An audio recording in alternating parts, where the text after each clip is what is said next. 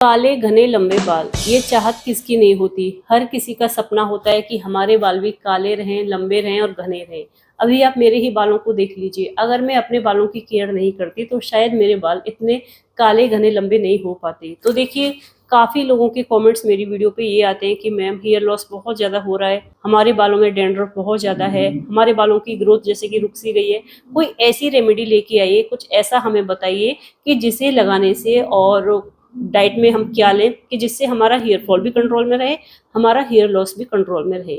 अगर आपने मेरी आज की वीडियो देख ली और मेरा खुद के ही हाथों से बना हुआ हेयर ऑयल बना के आपने अपने बालों में लगा लिया, तो आप लोग यकीन मानिए 1 महीने के अंदर आपको इसके रिजल्ट्स आना शुरू हो जाएंगे। आप खुद हैरान हो जाओगे, आप खुद मुझे कमेंट्स करोगे कि मैम आपने ये रेमेडी पहले हमें क्यों नहीं बताई। तो इसके लिए आपको मेरी वीडियो को पूरा देखना होगा, अच्छे से समझना होगा, और जिस तरीके से मैं आपको बताती हूँ उसी तरीके से आपको इस ऑयल को बना के अपने बालों में लगाना होगा। फिर आप देखना आपके बाल भी इसी तरीके से काले घने लंबे हो जाएंगे। तो ज़्यादा बातें ना करते हुए चलिए मैं आपको बताती हूँ कि ये जो हेयर ऑयल है आपको किस तरीके से तैयार करना है, और इसे बनाने के लिए जो इंग्रेडिएंट्स मैं यूज़ करने वाली हूँ उनके लिए आपको घर से बाहर भी नहीं जाना पड़ेगा। ये सारी ही चीज़ें आपको अपनी किचन में ही मिल जाएंगी, क्योंकि ये सारे मसाले हैं जिनकी हम सब्जियां बना के खाते हैं, सब्जियों में डालते हैं, छौंक लगाते हैं। तो ये सारे ही मसाले आपको अपनी किचन में मिलने वाले हैं। तो ज़्यादा बातें ना करते हुए बढ़ते हैं आगे। आगे बढ़ने से पहले आप सभी से मेरी एक छोटी सी रिक्वेस्ट है, अगर आप लोग फर्स्ट टाइम मेरे चैनल पे आए तो प्लीज़ चैनल को सब्सक्राइब करना, वीडियो को लाइक करना और ज़्यादा से ज़्यादा शेयर करना, जिससे और भी लोग आज की वीडियो देखकर ये वाला हेयर ऑयल बनाएं और जो बालों में समस्याएं चल रही हैं इससे छुटकारा पाएं। तो आज का हेयर ऑयल बनाने के लिए जो हमारा मेन इंग्रेडिएंट है वो रहेगा ऑयल। आपको ऑयल कौन सा लेना है, मस्टर्ड ऑयल आप ले सकते हो या फिर कोकोनट ऑयल। इन दोनों में से कोई भी एक ऑयल ले लीजिए जो आपको सूट करता हो या फिर जो आपके घर में अवेलेबल हो। दोनों ही ऑयल बहुत ही अच्छे हैं और एक जैसा आपके बालों में काम करेंगे। ऑयल की क्वांटिटी आपको कितनी लेनी है, मान लीजिए मैंने लिया है मस्टर्ड ऑयल, तो यहाँ पे आपको 250 ग्राम लेना है मस्टर्ड ऑयल। और अगर आपने कोकोनट ऑयल लिया है तो उसकी भी क्वांटिटी आपको इतनी ही लेनी है। तो आपको जो सेकंड इंग्रेडिएंट है वो लेनी है करी पत्ते। करी पत्ते आपको कितने लेने हैं, अगर आपके घर में इसका प्लांट है तो उसमें से तोड़ लीजिए, नहीं है तो मार्केट में भी आपको 10 रुपए की काफ़ी ज़्यादा मिल जाएंगे। तो एक मुट्ठी भर के या फिर एक बाउल भर के आप करी लिप्स ले लीजिए। लेकिन ऑयल बनाने से पहले आपको ध्यान रखना है, जो आपने करी लिप्स लिए है ना उनको अच्छे से वॉश कर लीजिए, क्योंकि इनके अंदर काफ़ी ज़्यादा धूल मिट्टी होती है, उसको निकालना जरूरी होता है। वॉश करने के बाद आप इन्हें कॉटन के कपड़े में लपेट के अच्छे से ड्राई कर लीजिए। इतना करने के बाद मेथी दाना जो होता है हमारे पतले कमजोर बालों को मजबूत बनाने में काफ़ी ज़्यादा हेल्प करता है। अगर आपको हेयर लॉस हो रहा है तो उसे कंट्रोल करने में हेल्प करेगा, अगर आपको हेयर फॉल हो रहा है तो उसे भी कंट्रोल करने में काफ़ी ज़्यादा हेल्प करेगा। आपके बालों की ग्रोथ रुकी हुई है तो आपके द्वारा से बालों की ग्रोथ करने में काफ़ी ज़्यादा हेल्प करेगा, यानी कि रीग्रोथ करने में हमारी काफ़ी ज़्यादा हेल्प करता है। 4 दाने रोजाना अपनी डाइट में लेते हो तो आपको जॉइंट पेन की प्रॉब्लम कभी भी नहीं होगी, आपको बैक पेन की प्रॉब्लम कभी भी नहीं होगी, आपकी स्किन पे झाइयाँ कभी भी नहीं आएंगी, आपकी स्किन टाइम से पहले बूढ़ी कभी भी नहीं होगी और टाइम से पहले आपके बाल भी सफ़ेद नहीं होंगे। इतनी पावर है मेथी दाने में। तो मेथी दाना कितना लेना है, मेथी दाने की क्वांटिटी आप 50 ग्राम ले सकते हो। इतना आपका हो गया। अब इसमें जो मेन इंग्रेडिएंट है वो है आंवला। आंवले के बारे में मैंने आपको पहले भी बताया था कि जो आंवला होता है इसमें विटामिन सी भरपूर मात्रा में पाया जाता है। आंवला अगर आप रोजाना अपनी डाइट में लेते हो तो टाइम से पहले आप बुढ़े नहीं हो सकते।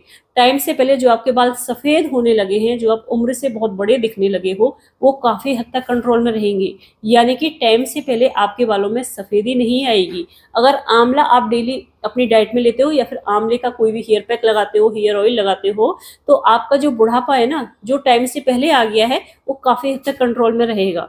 आंवले की क्वांटिटी आप अपने हिसाब से कम या ज़्यादा कर सकते हो। आप चाहो तो 250 ग्राम आंवला भी ले सकते हो, इससे कम भी ले सकते हो, ज़्यादा भी कर सकते हो। आंवले को अच्छे से वॉश कर लीजिए। उसके बाद आप चाहो तो आंवले को छोटे छोटे टुकड़ों में कट कर लीजिए, या फिर आंवले को कूट लीजिए, या फिर आंवले को आप पीस लीजिए। जैसे भी आपको सही लगे, इजी लगे, उस तरीके से आप आंवला ले लीजिए। इतना आपका हो गया। इतना करने के बाद अब आपको करना क्या है, एक कढ़ाई लीजिए। लोहे की कढ़ाई है तो ज़्यादा अच्छा रहेगा, ठीक है। आपने लोहे की कढ़ाई को लेना है, उसे साफ करना है। साफ करने के बाद उसे अच्छे से कपड़े से पोंछ लीजिए, ड्राई कर लीजिए। उसके बाद आप इसमें ऑयल डाल दीजिए। मान लीजिए आपने कोकोनट ऑयल लिया तो कोकोनट ऑयल डाल दीजिए। अगर आपने मस्टर्ड ऑयल लिया है तो आप इसके अंदर मस्टर्ड ऑयल डाल दीजिए। डालने के बाद जो आपने करी लीव्स लिए हैं उनको भी इसके अंदर डाल दीजिए। जो आपने मेथी दाना लिया है उसको भी इसके अंदर डाल दीजिए। इसके साथ में अगर एलोवेरा आप डालोगे तो आपके बालों में ड्राइनेस नहीं आएगी। एलोवेरा हमारी स्किन के लिए बहुत ज़्यादा फायदेमंद होता है, एलोवेरा हमारे बालों के लिए बहुत ज़्यादा फायदेमंद होता है, एलोवेरा हमारी हेल्थ के लिए भी बहुत ज़्यादा फायदेमंद होता है। अब इस जगह पे आपको मार्केट का एलोवेरा लेने की ज़रूरत नहीं है। जो आपके घर में इसका प्लांट है उसको अच्छे से उसकी एक लीफ तोड़ लीजिए, उसके जो साइड के कांटे होते हैं उनको हटा लीजिए, धो लीजिए, कट करके इसी ऑयल के अंदर आप उन्हें डाल दीजिए।